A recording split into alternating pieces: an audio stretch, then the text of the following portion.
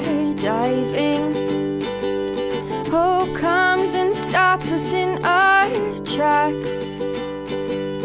Bravely we prove in our striving, trudging together each day. Where there's a will, there's a way.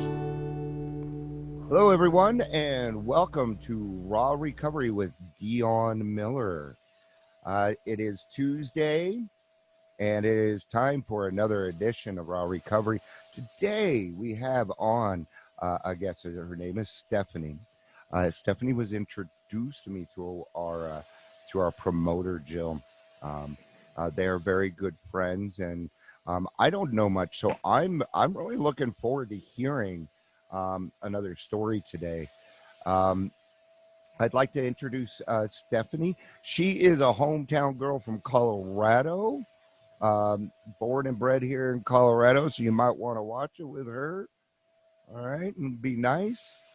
She's a hometown girl. Support clerk in radiology. Another person you should be nice to. I know there was one day I was having severe neck pain. I may tell a little quick story here. I'm sorry, Stephanie. And so I deal with arthritis in my neck. I went in and I was booked for the wrong place. And I was in severe pain. And I looked at the lady and I said, you know what? I don't know where the mistake was, but if you could help me out, I would really appreciate it. And it turns out the doctor was standing right there, and he turned to me and he said, you know what? Nobody ever does that. I was in and out in 45 minutes and done. So be nice to your people. You will get stuff done. Stephanie has been clean since August of 2016. Let's welcome Stephanie to the show. Welcome, Stephanie. Thank you, Dion. You are certainly welcome. So let's go ahead and get started with your story. Let's go ahead and get started. So you grew up in Colorado. Where'd you grow up at? So for the most part, I was born and raised in the metro area. I was in Golden for the first part of my life, I would say. So up until my high school years, I was pretty much raised in Golden. Okay. And then my parents died when I was really young. So I was raised by my grandparents from probably about 11 years old on to about 16. And then I moved in with my aunt and uncle after that. So kind of where I got started. That's a lot of moving around for a kid.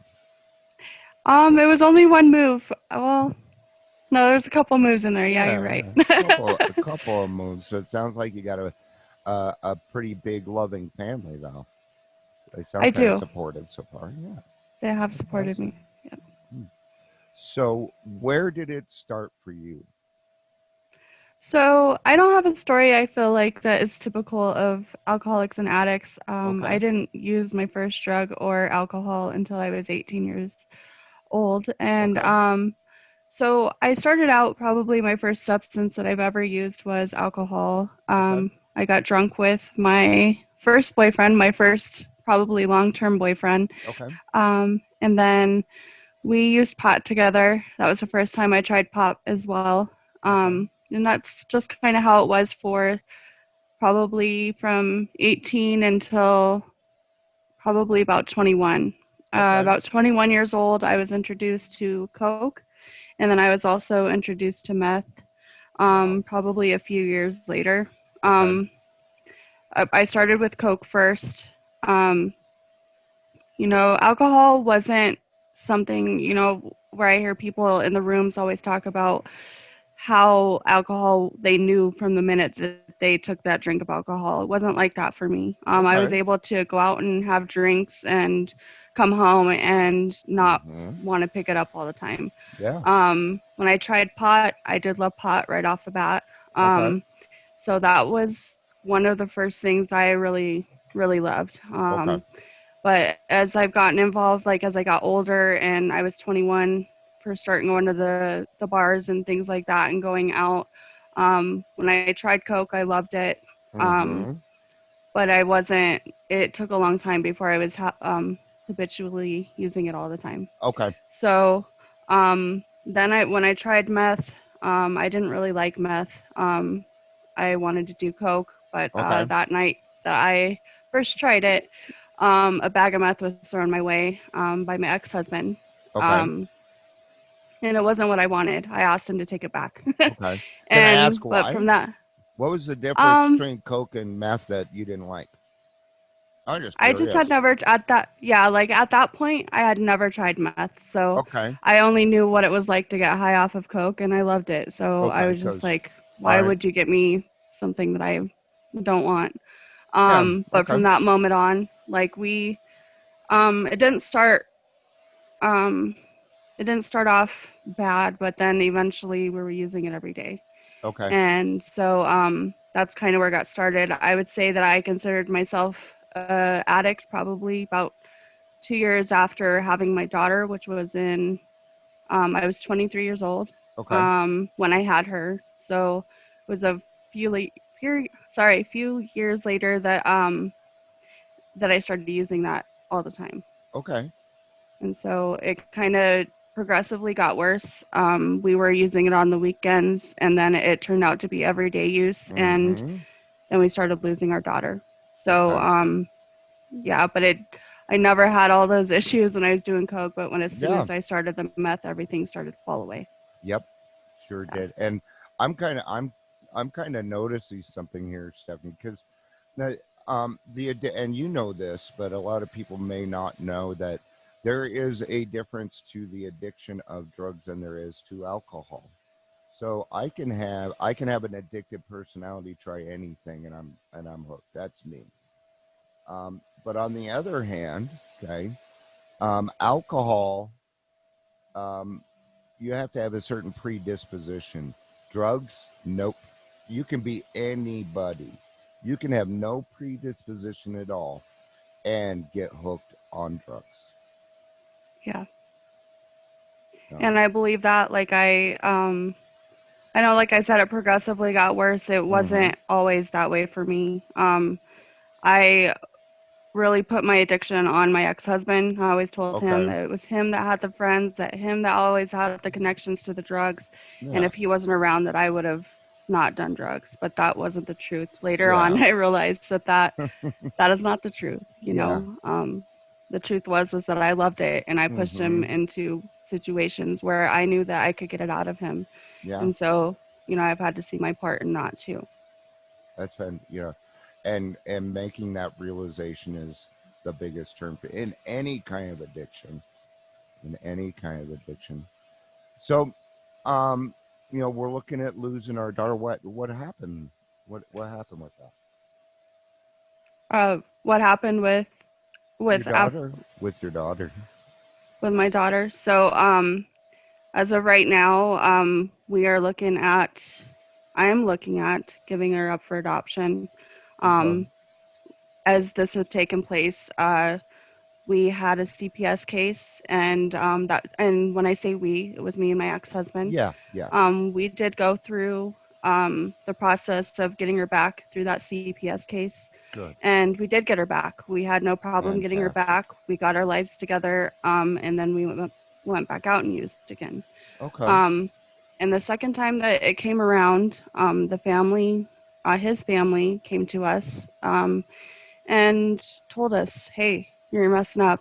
You need to get this straight, and you need to make it right for your daughter." Mm-hmm. And so that happened. We tried to get our lives together, and we couldn't stay clean. So we Yeah. had some things based around that, clean you ways, and you can see your daughter. Mm-hmm. Um, Eventually, we were using all the time that we couldn't gather.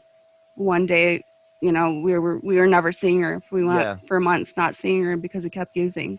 Okay. So eventually, they turned it into a custody case, which has Mm-hmm. been harder to try and get custody back. It's a lot harder. I would say that it's a lot harder to go through a custody case than a CPS case.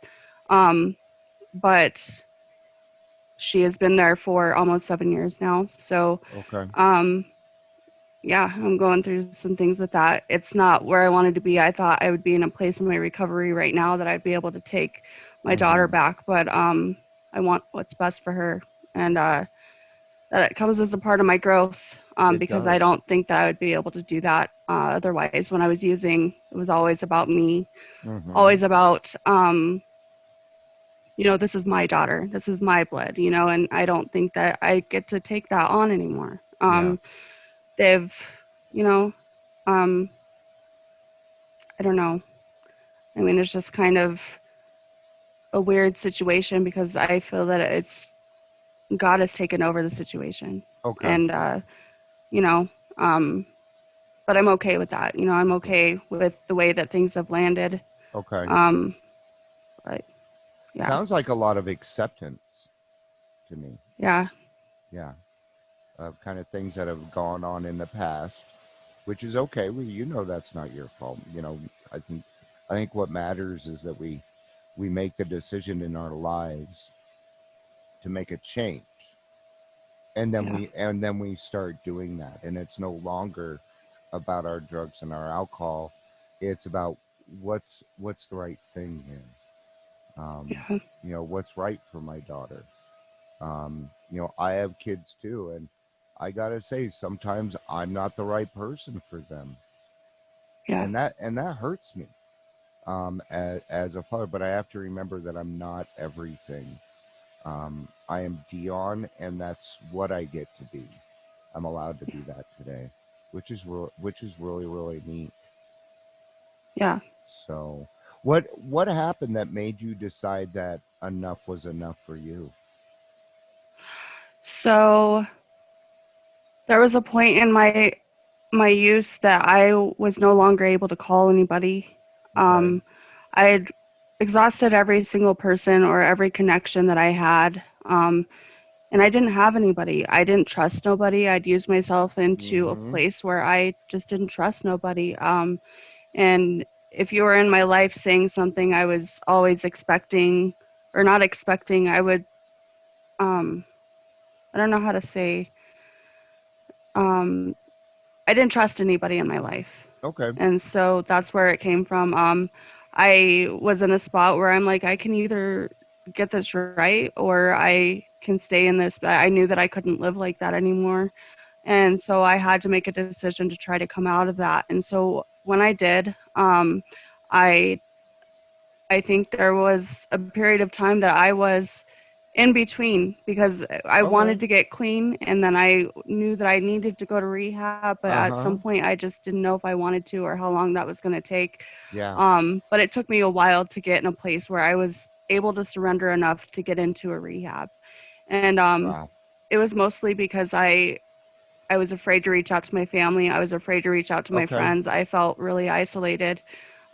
And me and my ex were in a place, I always felt like he was the addict, and I would always be like, just always basing my life around that, like, um, if he just wasn't around, but then Mm-hmm. eventually I realized that I had the problem. Yeah. And so, um, it took a while. I did go to rehab. I went to rehab at Salvation Army. Wow. Yeah, I did not do the 6 month program, but That's a tough program. yeah, It doesn't matter which one you go through. Good on you. yeah. Well, and I stuck through a month. It was my first rehab ever, um, and I haven't had to go back to rehab, thank God. But Good yeah, on I you. went through that month and I came back out. I stayed probably clean for about another 3 months after that, and I relapsed my last time on meth.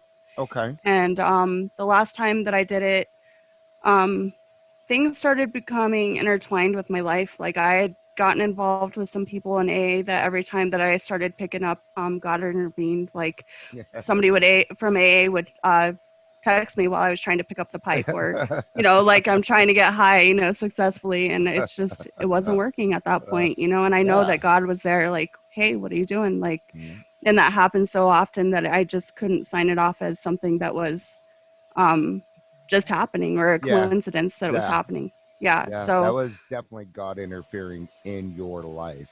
You made a decision and you told him, I'm willing to go to any length. And he took you seriously. he did. Yeah.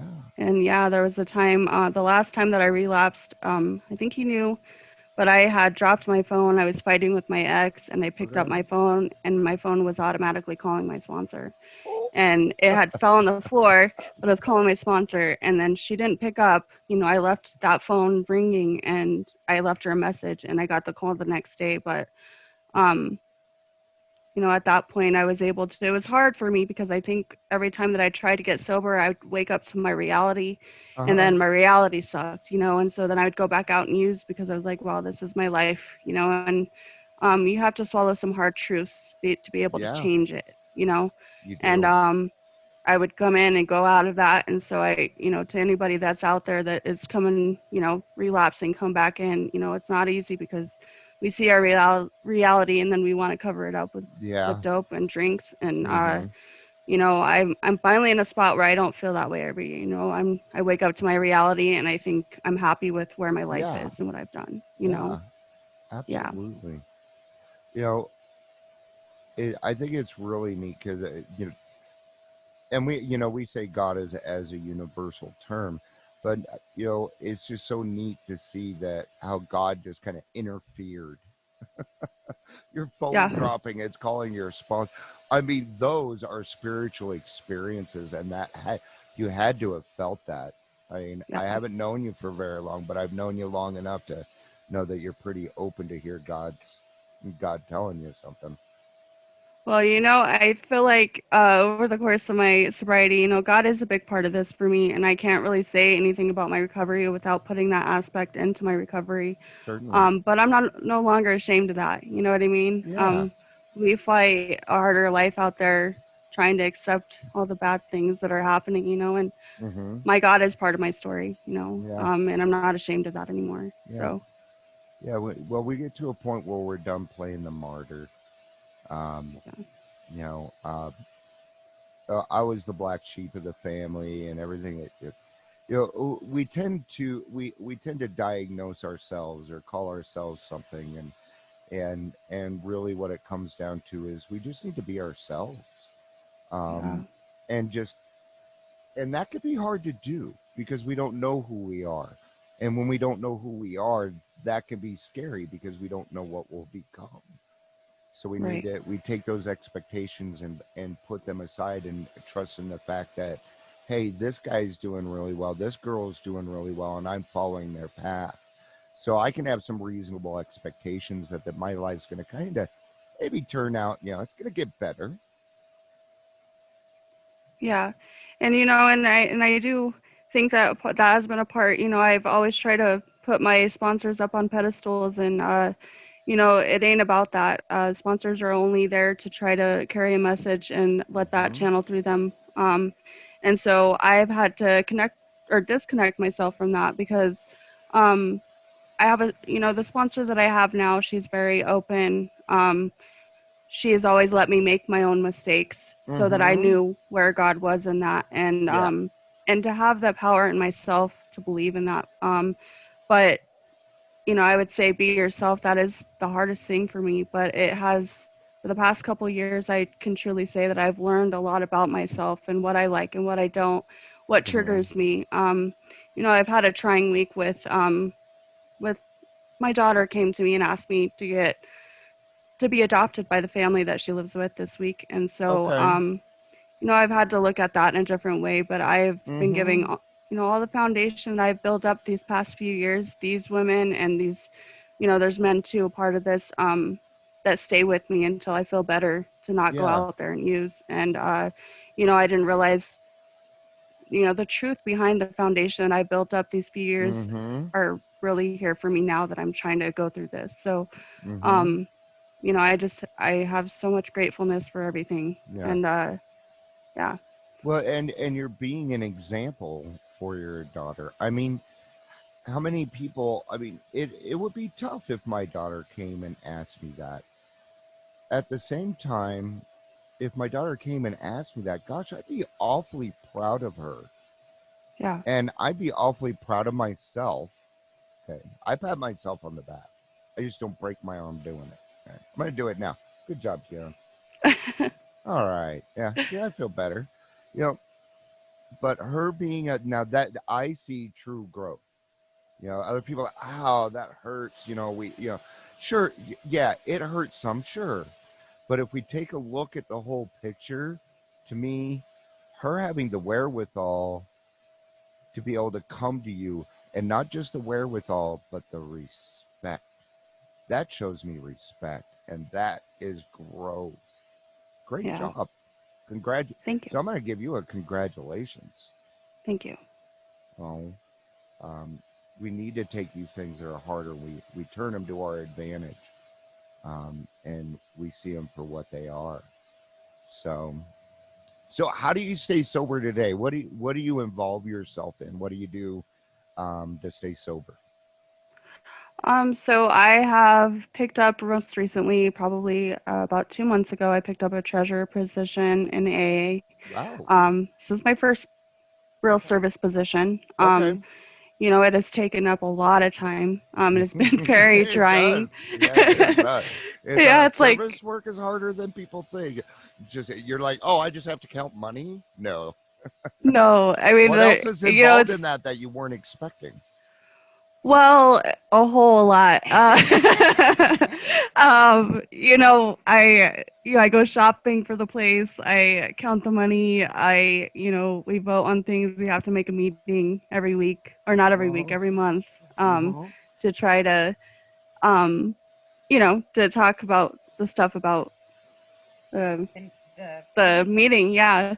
So, I don't know. So I go shopping. I have to make a list every week to try to go shopping for the AA Uh-huh. place. And then also um, I count the money, but I have to make sure it coincides with the envelopes and the money that's Uh-huh. coming in and documented. So, um, it's it's not that hard. It's time consuming. And at this it's kind of funny because I think it comes around when we need it the most, and Yeah. I've needed something to keep my mind busy and my Mm-hmm. hands busy. And so I got that. And then I do sponsor. Mm-hmm. I haven't sponsored very many women. I've probably sat about 3 women down through the course of this um this block of sobriety. Mm-hmm. And it's been so that keeps me going too. I meet probably every week with my sponsee. Not so much lately, don't know what's going on with that, but yeah. But yeah, so that. And then I got friends in AA. Yeah. And my friends in AA are always reaching out to me about something to go do, or activities that we can do. Like, we'd watched the Bronco game not too long ago. Mm-hmm. Get together for some food, or you Yeah. know um I have some friends in sobriety that have really kept me sober and have taught me how to live sober, because I didn't know how Mm-hmm. to do that. Like, I didn't know how to do anything without getting high or getting drunk. So Mm-hmm. um all those things have contributed.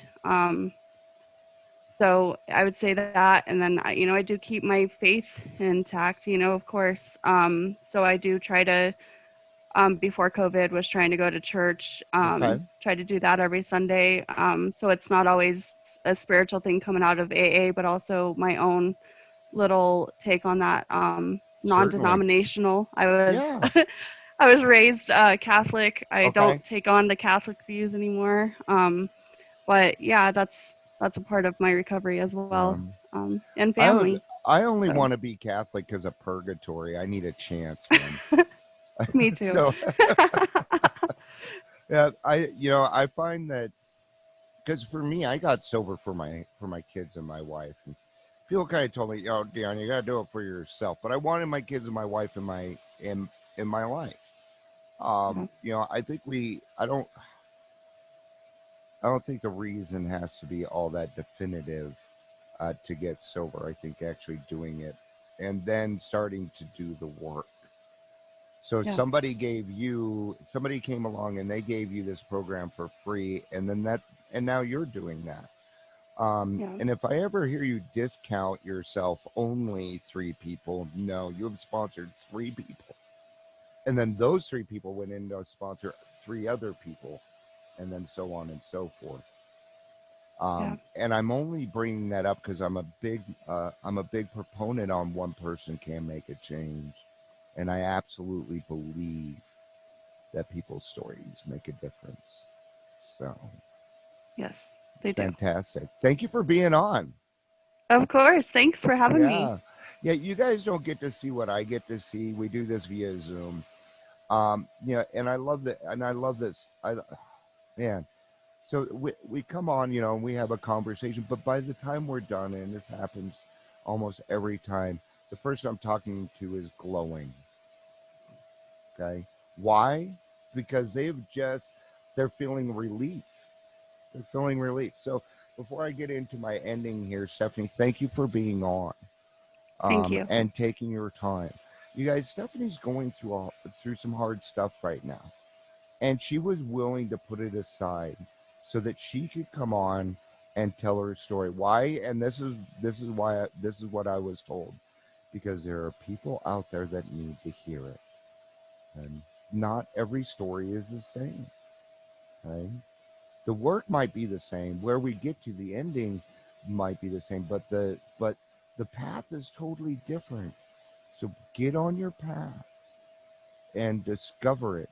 Be a part of it. Tackle it with vigor, like Stephanie did.